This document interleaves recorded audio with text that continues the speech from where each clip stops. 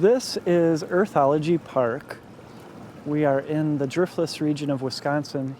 So there's not as much water in these parts as there is in Minnesota. So when we moved here, this was part of our land. It's so rare around here to have waterfront property that we would come and sit by the water and just feel like it wasn't fair for just us to have it. So we opened it up as a public park. And then the water itself has all sorts of lessons.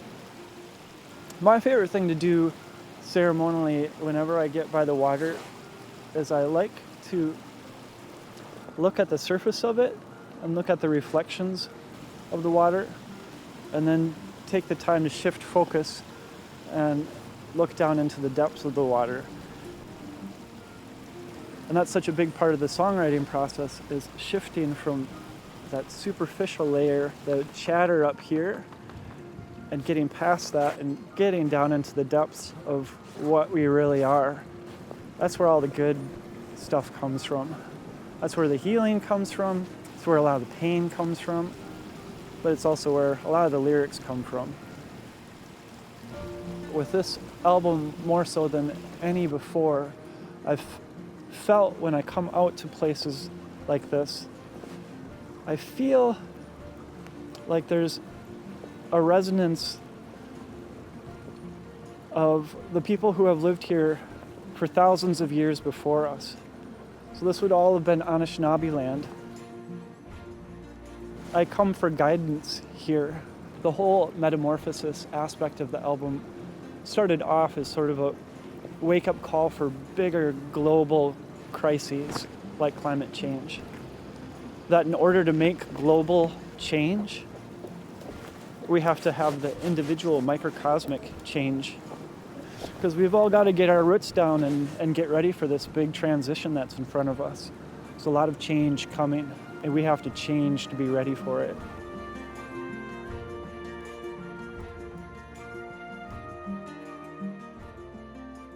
This is an old bench seat from the band van, and it works out perfect for, I like to sit on my legs, and it works out perfect for playing acoustic guitar and being up here. I've got all these different little cameras around and lights back here, so during the pandemic I could have a full-on performance right here.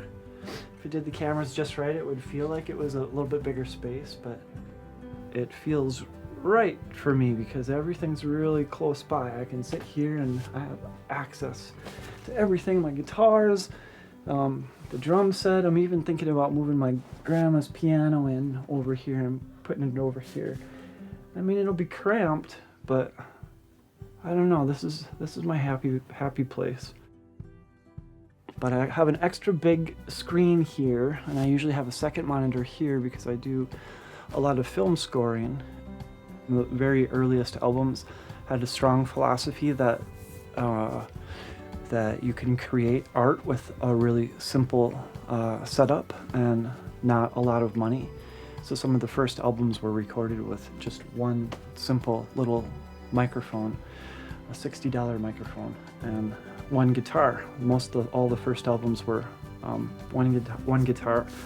I've gotten a little bit more spoiled with a little bit more stuff, but for a 12 album discography, and I've got about 15 films that I've scored, and it's all in this small little place. And, I don't know, you don't need to have a lot to create. This feels to me like one of the safest places that I can go.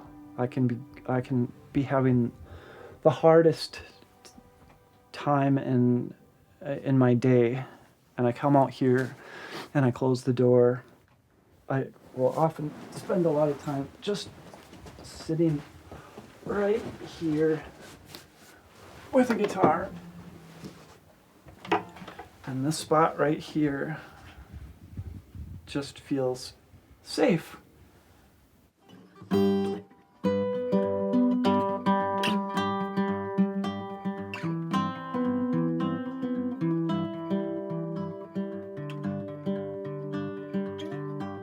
Sitting in this spot right here usually helps me determine whether a song is actually going to make it on the album, because if I can come out here when I'm feeling really blue or challenged, and if I can come back to a song again and again, day after day, and sing it sitting right here to myself and feel moved enough by it that I feel like something in me has changed for the better. If a song feels medicinally powerful enough to change me every day, that maybe it will offer somebody else a little medicine too. That's the whole point of why I even want to keep doing this. But even if there wasn't a band or Cloud Cult, I would probably still come and sit in a spot like this and play songs and write them like this, because I need it to heal. And I cry a lot sitting right here in good ways, because I feel like this is where I change for the better. And then hopefully get up, put my jacket on, walk out of here, and go back to my everyday life and be just a little bit better day after day after day.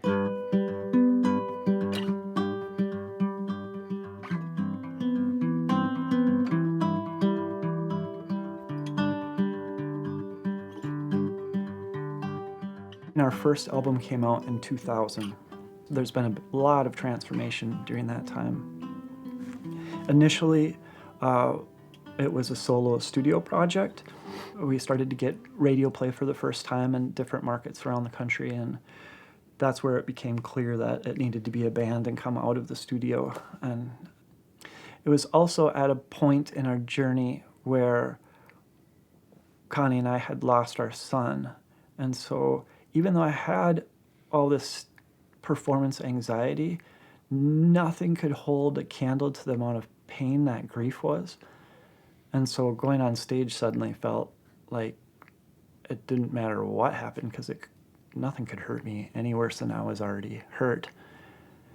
And I think that those are the years that gave me personally the sea legs to be able to continue to go out there and face my personal anxieties and perform. But I think that's a part of what we as a group hope to do too.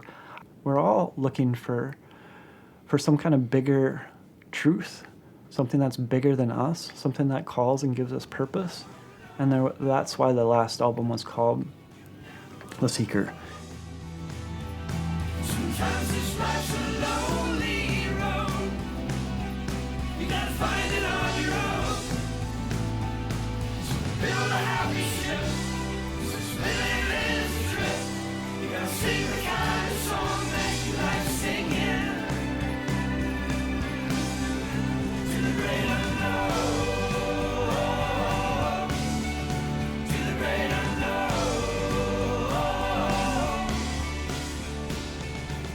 The more people that we meet, the more insights we get that change our lives too.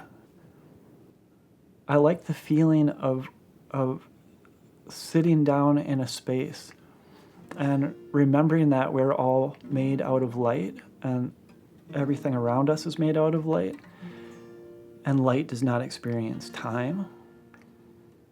This spot right here literally became almost like a radio tower, a spot where you could come and try and hear transmissions. I've always been attracted to the idea of asking my deceased loved ones if they had something to say. And with this album, it was a lot of asking the ancestors that lived here before, that cared for this particular parcel. And maybe it's because we've lived here for a while now, so I have a vested interest, and a lot of this land is in my cells and skin, and I am a walking piece of this land because of our gardens and the water we drink. And so there was a lot of asking the ancestors, sitting in this place, imagining I'm a radio tower, imagining that the time concept is gone, and trying to just still things and listen and wait.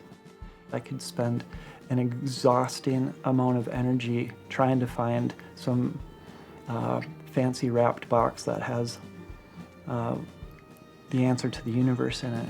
Or I can say, I don't know, and I'm okay with that, but I'm gonna do the best that I can with this moment that I have, and hopefully continue to spread that contagion of love and goodness so that it keeps going long after I'm no longer here.